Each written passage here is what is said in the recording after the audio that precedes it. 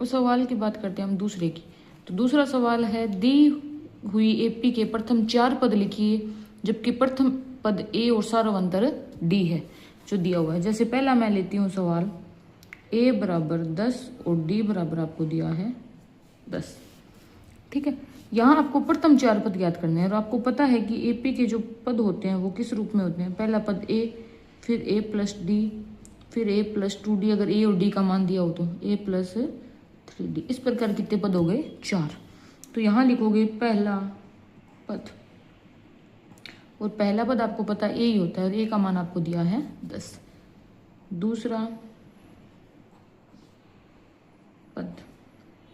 दूसरा पद होता है ए प्लस में डी। ए का मान मेरे पास 10 है और डी का मान अपने पास कितना है? 10। 10 और 10 कितनी हो गई? 20। ऐसे ही तीसरा पद ए प्लस में 2d। तो ए का मान 10 है प्लस 2 गुणा में डी है, डी का मान 10 है, तो 10 प्लस में 20 कितने हो गए?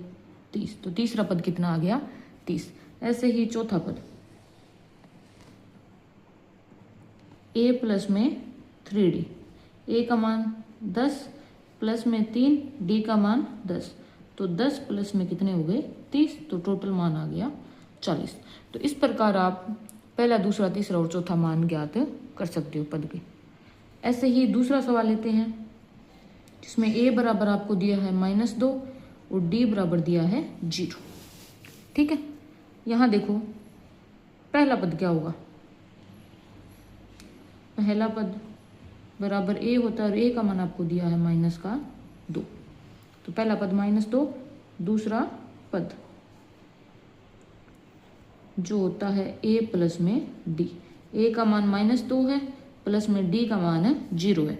-2 में 0 जोड़ोगे तो मान आएगा -2। ऐसे ही तीसरा पद ए प्लस में 2d बराबर ए का मान -2 है प्लस में 2 गुणा में डी का मान 0 है। अब देखो -2 प्लस 2 को 0 से गुणा करोगे तो 0, तो मान आए -2। ऐसे ही चौथा पद ए प्लस में 3d।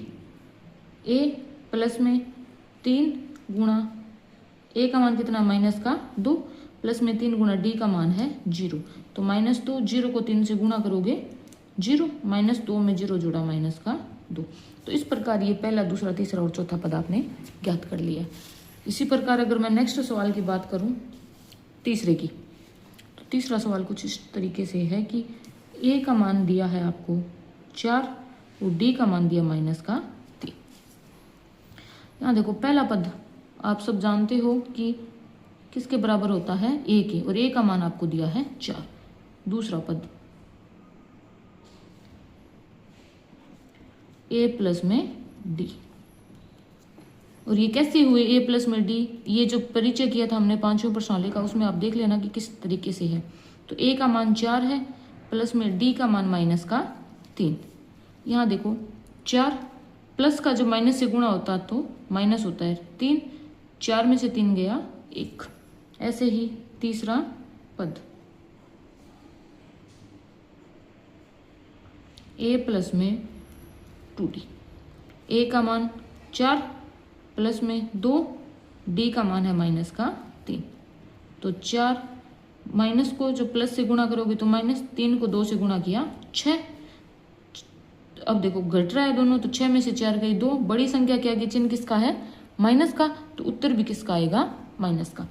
ऐसे ही चौथा पद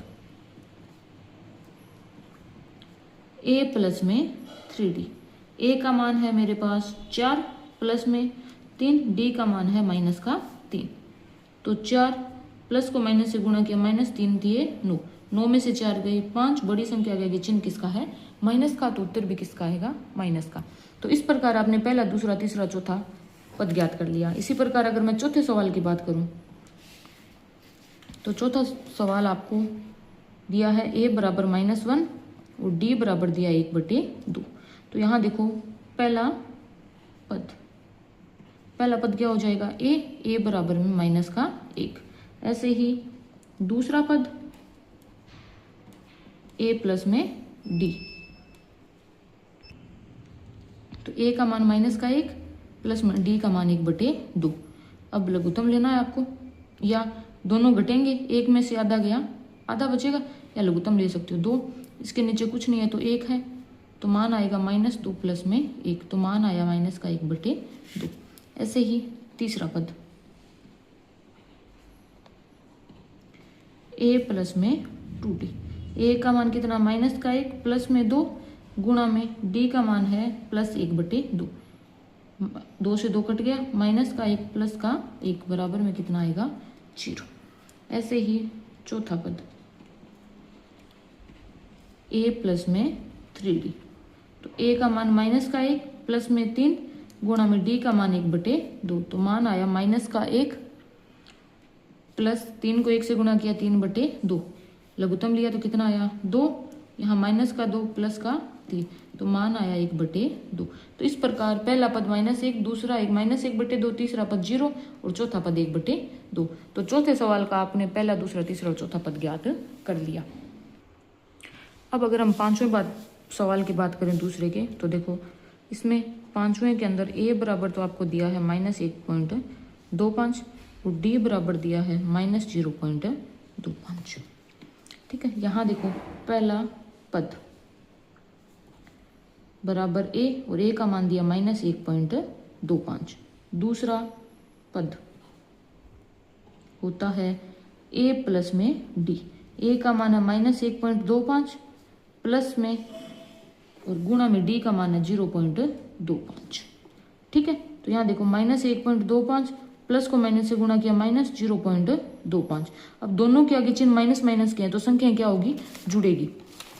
तो संख्या देखो माइनस की 1.25, ये सॉरी माइनस नहीं 1.25, पॉइंट के नीचे पॉइंट, 0 का इधर, 25 का 25, तो 5 5 10, 80 लेख 2 2 4 5, पॉइंट 1 में 0 जोड़ा 1 5, तो मान आया 1.50 और वो भी किसका, माइनस का।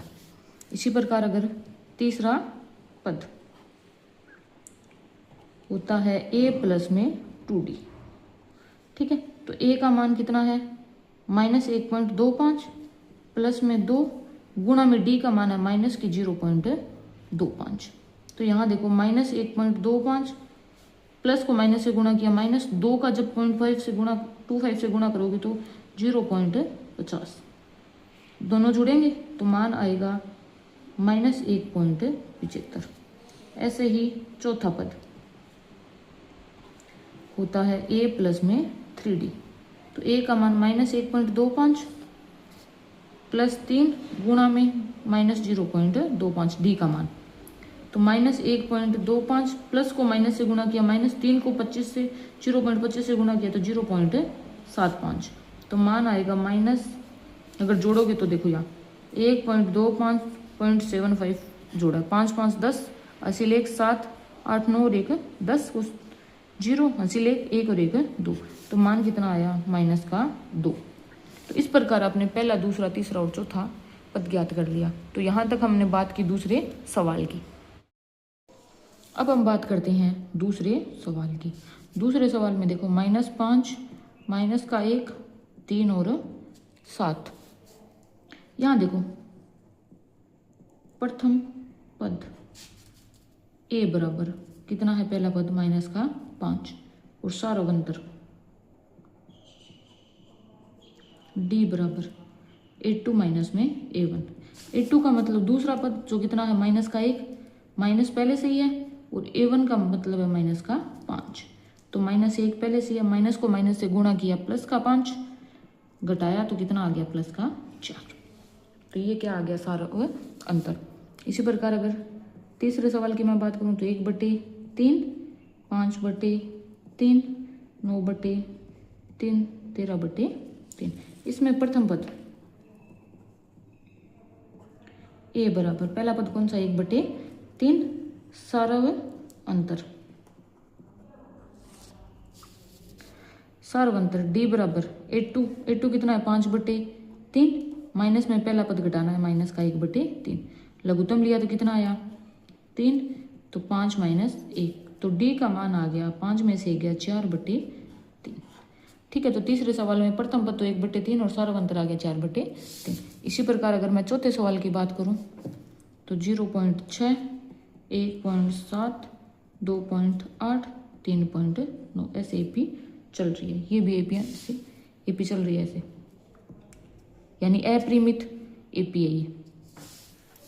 तो यहां देखो प्रथम पद ए बराबर 0.6 और सारा अंतर कितना हो जाएगा, डी बराबर A2 माइनस A1। A2 कितना है 1.7 माइनस A1 कितना है 0.6। अगर 1.7 में से 0.6 घटाओगे तो कितना आएगा, देखो घटाना सीखो इधर। जैसे 1.7 में से घटाना आपको 0.6, तो पॉइंट के नीचे क्या लगाना है पॉइंट, और पॉइंट की बाईं साइड कितना है 0 और दाईं साइड कितना है 6। अब घटाओ 7 में से 6 गया 1, पॉइंट का पॉइंट 1 में से 0 गया 1, तो मान आएगा 1.1। ठीक है। तो ये क्या आ गया सारव अंतर। तो इस प्रकार हमने बात की सवाल नंबर 3 की।